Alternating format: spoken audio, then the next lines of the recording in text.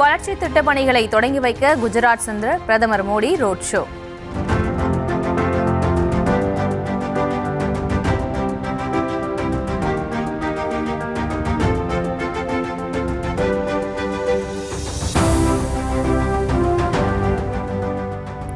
இருமருங்கிலும் திரண்டிருந்த தொண்டர்கள் பூக்களை தூவி உற்சாக வரவேற்பு.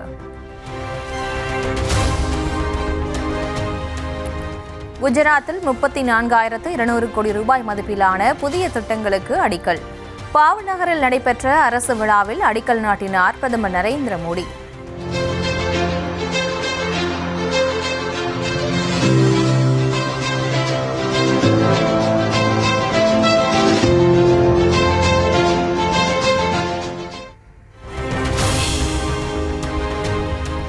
சென்னையில் புதிய உச்சத்தை தொட்டது ஆபரண தங்கத்தின் விலை. சவரன் 480 ரூபாய் உயர்ந்து 82,320 ரூபாய்க்கு விற்பனை.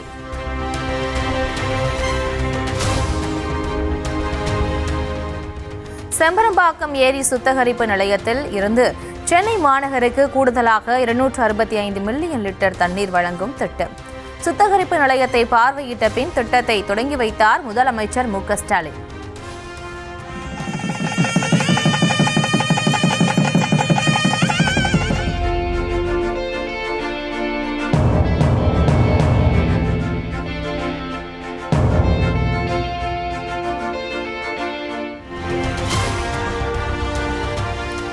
செம்பரம்பாக்கம் செல்லும் வழியில் மக்களை சந்தித்த முதலமைச்சர் மு க ஸ்டாலின் வழிநெடுகிலும் திரண்டிருந்த மக்களை சந்தித்து கோரிக்கை மனுக்களை பெற்றார்.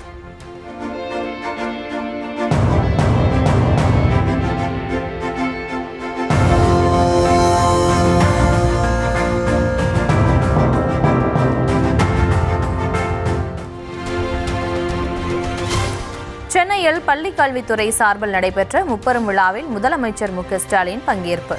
2715 புதிய ஆசிரியர்களுக்கான நுழைவு நிலை பயிற்சியினை தொடங்கி வைத்தார்.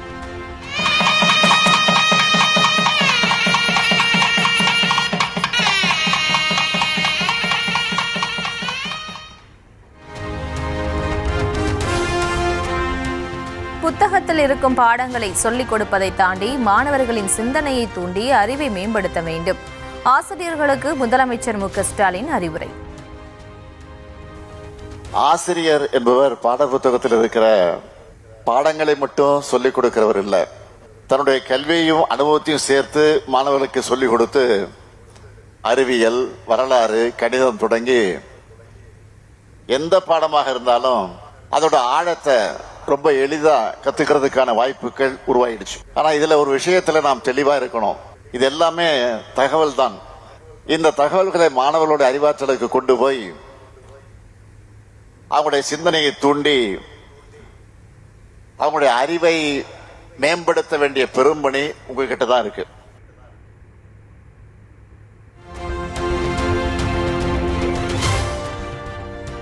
வளம் பெற்ற பூமுகாரின் பெருமையை வெளிக்கொணர்வோம். ஆழ்கடலில் நடக்கவுள்ள ஆராய்ச்சியை சுட்டிக்காட்டி முதலமைச்சர் பதிவு.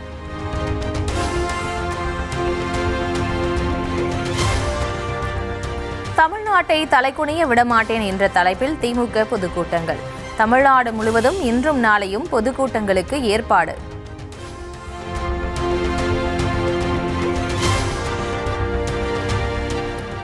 நாகைக்கு வந்த தவிக தலைவர் விஜயை ஆரவாரத்துடன் வரவேற்ற தொண்டர்கள்.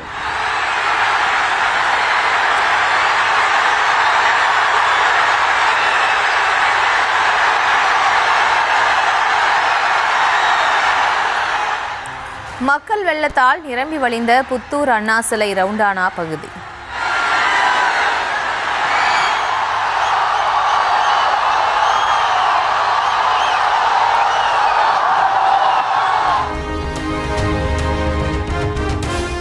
ஒரு மாவட்டத்தின் வளர்ச்சிக்கு எங்கள் ஆட்சிதான் சாட்சி என சிலர் அடுக்குமொழி வசனம் பேசுவதாக விஜய் சாடல். காதுகளிலிருந்து ரத்தம் வருவதாகவும் மக்கள் தவியாய் தவிப்பதாகவும் பேசியதால் தொண்டர்கள் ஆர்ப்பரிப்பு. இந்த முன்னேற்றத்திற்கெல்லாம் எங்கள் ஆட்சிதான் சாட்சி அப்படி இப்படின்ட்டு இந்த அடுக்குமொழியில பேசி பேசி அது நம்ம கேட்டு கேட்டு காதுல இருந்து ரத்தம் வந்ததான் மிச்சம். இவங்க ஆண்டது பத்தாதா? இப்படி தவிக்கிறாங்களே நம்ம மக்கள், அது பத்தாதா?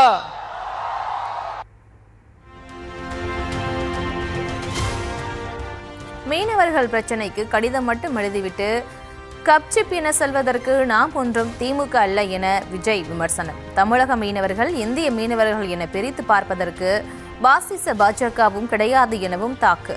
மீனவர்களோட உயிர் எந்த அளவுக்கு முக்கியமோ அந்த அளவுக்கு ஈழத் தமிழர்களோட அவங்களுடைய கனவுகளும் அவங்களுடைய வாழ்க்கையும் நமக்கு ரொம்ப ரொம்ப முக்கியம்.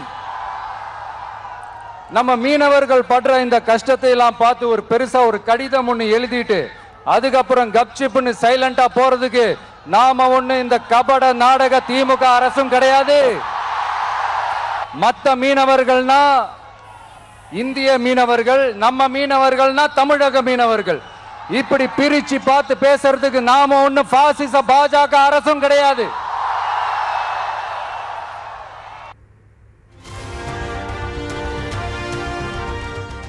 வெளிநாட்டு முதலீடா அல்லது வெளிநாட்டில் முதலீடா என விஜய் கேள்வி. தமிழ்நாட்டிற்காக முதலீடா அல்லது குடும்பத்திற்காக முதலீடா எனவும் பேச்சு. மீன் சம்பந்தமான எந்த தொழிற்சாலையும் அமைச்சாங்களா? அட்லீஸ்ட் நிறைய பேருக்கு வேலை வாய்ப்பு கிடைக்கிற மாதிரி தொழில் வளர்த்தியாவது பெருக்கலாம், அதையாவது செஞ்சாங்களா? ஆனா ஒவ்வொரு டைமும் வெளிநாட்டுக்கு டூர் போயிட்டு வர்றப்பெல்லாம் அத்தனை கோடி முதலீடு, இத்தனை கோடி முதலீடுன்னு சிஎம் அவர்கள் சிரிச்சுக்கிட்டே சொல்லுவாரு. சிஎம் சார், மனசை தொட்டு சொல்லுங்க, வெளிநாட்டு முதலீடா இல்ல வெளிநாட்டுல முதலீடா? ஒட்டுமொத்த தமிழ்நாட்டுக்கும் முதலீடா இல்ல உங்க குடும்பத்தோட முதலீடு வெளிநாட்டுக்கு போகுதா?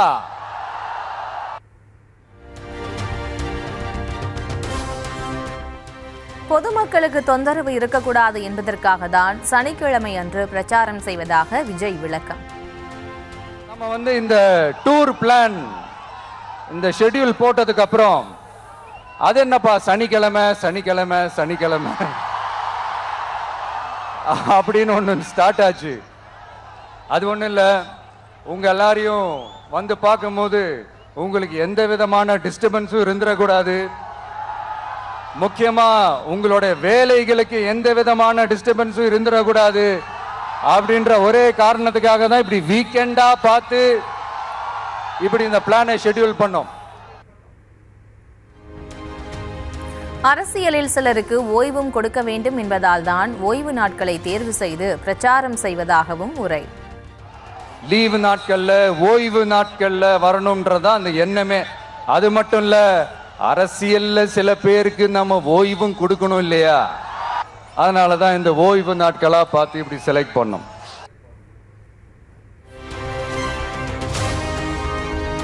தனது பிரச்சாரத்திற்கு பல இடையூறுகள், கட்டுப்பாடுகள் விதிக்கப்படுவதாக விஜய் குற்றச்சாட்டு. சரி, இப்ப நம்ம மக்களை சந்திக்கிறதுக்கு, நம்ம சொந்தங்களை சந்திக்கிறதுக்கு எத்தனை கட்டுப்பாடுங்க? அந்த இடத்துல பர்மிஷன் இல்ல, இந்த இடத்துல பர்மிஷன் இல்ல. ஆனா அதுக்கான காரணங்கள்லாம் நீங்க கேட்டீங்கன்னா சொத்தையான காரணமா இருக்கும். அங்க பேசக்கூடாது, இங்க பேசக்கூடாது, 5 நிமிஷம் தான் பேசணும், 10 நிமிஷம் தான் பேசணும். நான் பேசுறதே 3 நிமிஷம் தான். அதுலயும் அது பேசக்கூடாது, இதை பேசக்கூடாதுன்னு சொன்னா அப்புறம் தான் எதை தான் பேசுறது? அரியலூரில் மின்வெட்டு ஏற்படுத்தியதாகவும் திருச்சியில் வயர் கட் செய்யப்பட்டதாகவும் புகார். ஊர்ல போனப்போ நான் கரெக்டா அந்த ஊருக்கு போறதுக்கு முன்னாடி ஒரு அந்த ஏரியாலேயே அந்த பவர் கட்டு.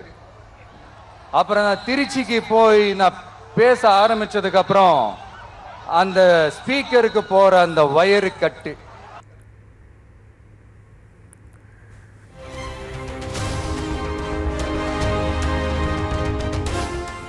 பெயர் அளவுக்கு மட்டும் கொள்கைகளை வைத்துக்கொண்டு முதலமைச்சர் தன்னை மிரட்டி பார்க்கிறாரா என விஜய் கேள்வி. சொந்தமாக உழைத்து சம்பாதித்த தனக்கு எவ்வளவு துணிச்சல் இருக்கும் எனவும் நாகை பிரச்சார கூட்டத்தில் ஆவேசம். பஸ்ஸுக்குள்ளேயே இருக்கணுமா?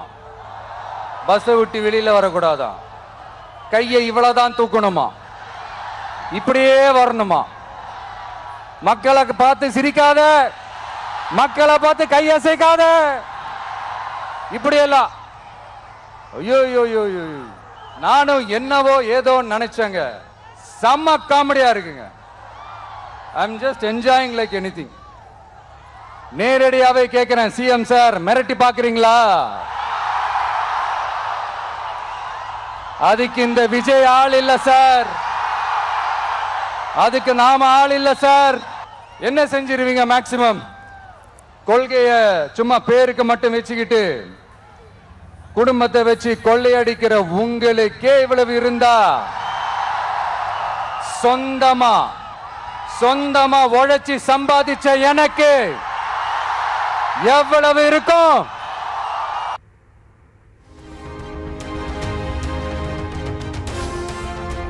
இரண்டாயிரத்தி 26 சட்டமன்ற தேர்தலில் திமுக தாவைக்க இடையேதான் போட்டி. தொண்டர்களை ஆர்ப்பரிக்க வைத்து கேள்வி எழுப்பி பதிலை பெற்ற விஜய், நடுவுல தான் போட்டியே. ஒண்ணு இன்னொன்னு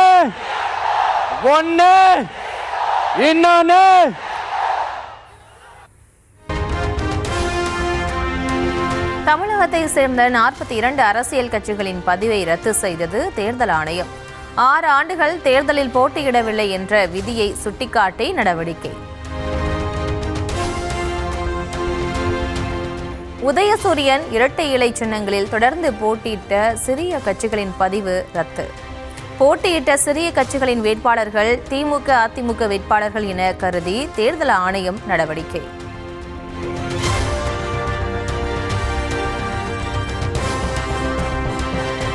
உதயசூரியனில் தொடர்ந்து போட்டியிட்ட மனிதநேய மக்கள் கட்சி, கொங்கு நாடு தேசிய மக்கள் கட்சிகளின் பதிவு ரத்து.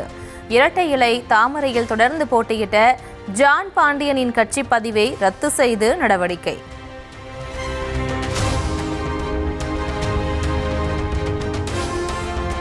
கட்சியின் பதிவை தேர்தல் ஆணையம் ரத்து செய்தது அரசியலமைப்பு சட்டத்திற்கு எதிரானது. மனிதநேய மக்கள் கட்சி தலைவர் ஜவாஹிருல்லா காட்டம், தேர்தலில் போட்டியிடவில்லை என்ற காரணத்திற்காக வேண்டி கட்சியினுடைய பதிவை ரத்து செய்வது மக்கள் பிரதிநிதித்துவ சட்டத்துக்கு விரோதமான ஒன்றாக இருக்கிறது. அதே போல இந்த ரத்து செய்வதை பற்றியான தாக்கியதில் அவர்கள் அரசமைப்பு சட்டத்தினுடைய 324வது பிரிவை பற்றி சொல்கிறார்கள். அந்த 324வது பிரிவு தேர்தல் ஆணையத்திற்கு தேர்தலை நடத்துவதற்கும் அதை கண்காணிப்பதற்கும் தான் அதற்கு அதிகாரம் கொடுத்திருக்கிறதே தவிர, பதிவு செய்யப்பட்ட கட்சிகளுடைய பதிவை ரத்து செய்வதற்காக எந்த ஒரு வழிகாட்டுதலும் அரசமைப்பு சட்டத்தினுடைய 324வது பிரிவில் இல்லை.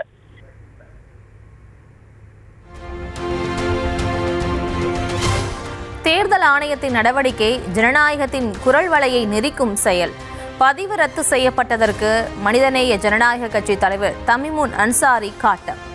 சமீப காலமாக நம்முடைய நாட்டில் தேர்தல் ஆணையம் எடுக்கக்கூடிய பல முடிவுகள் ஜனநாயக விரோதத்தன்மையாக இருப்பதாகத்தான் குற்றச்சாட்டுகள் எழுந்திருக்கின்றன.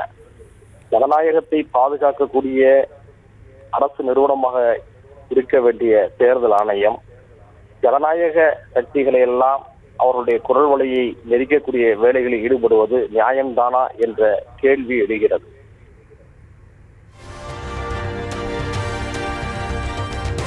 டெல்லி சென்று மத்திய அமைச்சர் அமித்ஷாவை சந்திக்க ராமதாஸ் திட்டமிட்டுள்ளதாக தகவல். அன்புமணி தரப்பு பொதுக்குழுவை தேர்தல் ஆணையம் அங்கீகரித்ததாக கூறப்படும் நிலையில் கட்சியை தன்வசம் கொண்டு வரும் பணியில் தீவிரம்.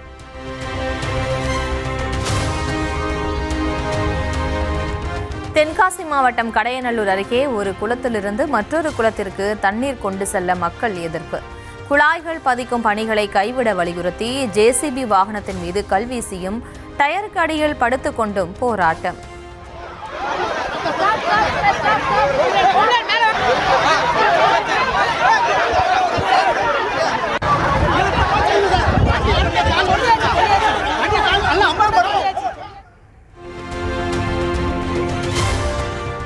மடப்புரத்தில் நகைகள் திருடு போனதாக நிக்கிதா என்ற பெண் புகார் அளித்தது தொடர்பாக சிபிஐ விசாரணை. நகைகள் மாயமானதாக கூறப்படும் அன்றைய நாளில் நகைகள் அடகு வைக்கப்பட்டதா என நிறுவனங்களில் ஆய்வு.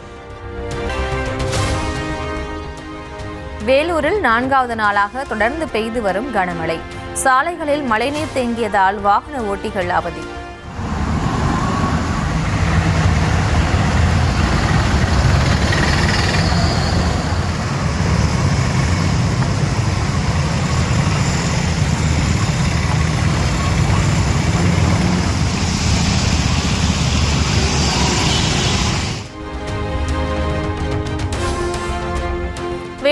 மாவட்டம் குடியாத்தம் அருகே வெள்ளத்தில் அடித்து செல்லப்பட்ட மண் சாலை.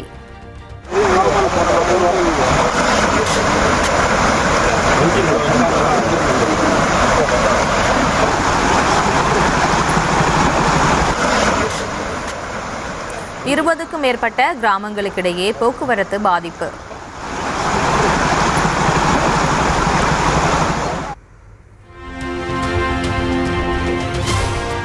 கர்நாடக மாநில நீர்பிடிப்பு பகுதிகளில் பெய்து வரும் கனமழை காரணமாக கெலமரப்பள்ளி அணைக்கு நீர்வரத்து அதிகரிப்பு. அணையிலிருந்து 1290 கன அடி நீர் வெளியேற்றப்படுவதால் தென்பெண்ணை ஆற்றங்கரையோர மக்களுக்கு எச்சரிக்கை. மேட்டூர் அணைக்கு நீர்வரத்து வினாடிக்கு 9731 கன அடியாக அதிகரிப்பு. அணையிலிருந்து காவிரி டெல்டா பாசனத்திற்காக 9000 கன அடி நீர் வெளியேற்றம். விருதுநகர் மாவட்டம் அருப்புக்கோட்டையில் நடைபயிற்சி சென்ற மூதாட்டியிடம் நகை பறிப்பு. 10 சவர நகையை பறித்துவிட்டு கண்ணிமைக்கும் நேரத்தில் தப்பி ஓடிய கொள்ளையன்.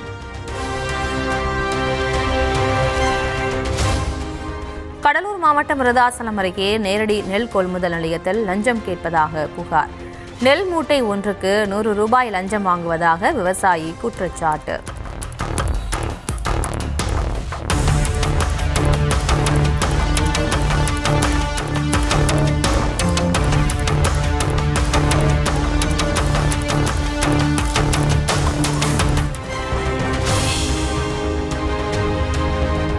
செங்கல்பட்டு, விழுப்புரம் உள்ளிட்ட 8 மாவட்டங்களில் இன்று கனமழைக்கு வாய்ப்பு. தேனி, நீலகிரி, ஈரோடு, தருமபுரி, கிருஷ்ணகிரி, திருப்பத்தூரிலும் மழை பெய்யக்கூடும் என கணிப்பு.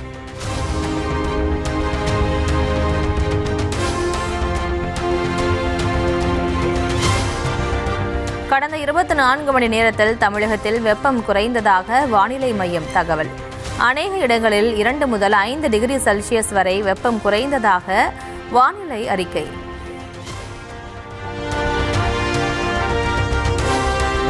அமெரிக்காவின் H-1B விசா விண்ணப்ப கட்டணம் 88 லட்சம் ரூபாயாக பன்மடங்கு உயர்வு.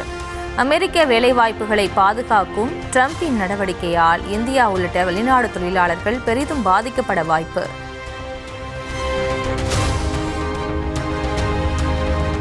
ஜம்மு காஷ்மீரின் உதம்பூரில் பயங்கரவாதிகள் நடத்திய துப்பாக்கி சூட்டில் ராணுவ வீரர் வீரமரணம். துப்பாக்கிச்சூடு நடத்திய ஜெய்ஷ்-இ முகமது அமைப்பை சேர்ந்த 4 பயங்கரவாதிகள் ராணுவத்திடம் சிக்கியதாக தகவல்.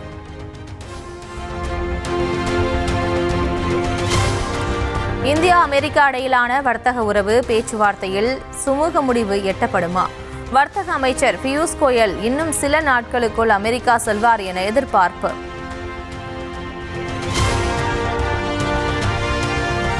காஷ்மீரின் பூஞ்ச் பகுதியில் சீனாவில் தயாரிக்கப்பட்ட 20 கையெறி குண்டுகள் மற்றும் துப்பாக்கி பறிமுதல். பயங்கரவாத திட்டம் முறியடிக்கப்பட்டதாக பாதுகாப்பு படையினர் தகவல்.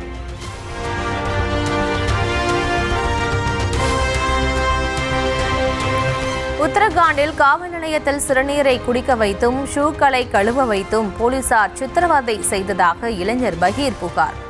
குற்றச்சாட்டை முழுவதுமாக மறுத்த காவல்துறை அவர் மீது ஏற்கனவே பல வழக்குகள் நிலுவையில் இருப்பதாக விளக்கம்.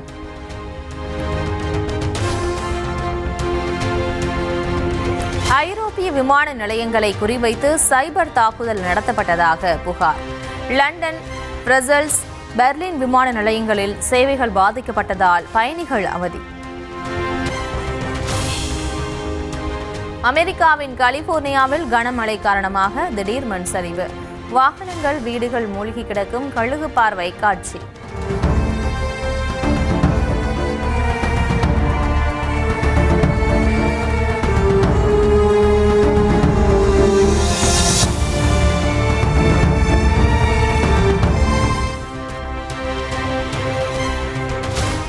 பெல்ஜியத்தில் கலைஞர்களை வைத்து விதவிதமாக மாற்றப்படும் மரங்களின் வடிவம். கோடைக்காலம் நிறைவு பெறுவதையொட்டி வித்தியாசமான வடிவங்களில் மாற்றப்பட்ட மரங்கள்.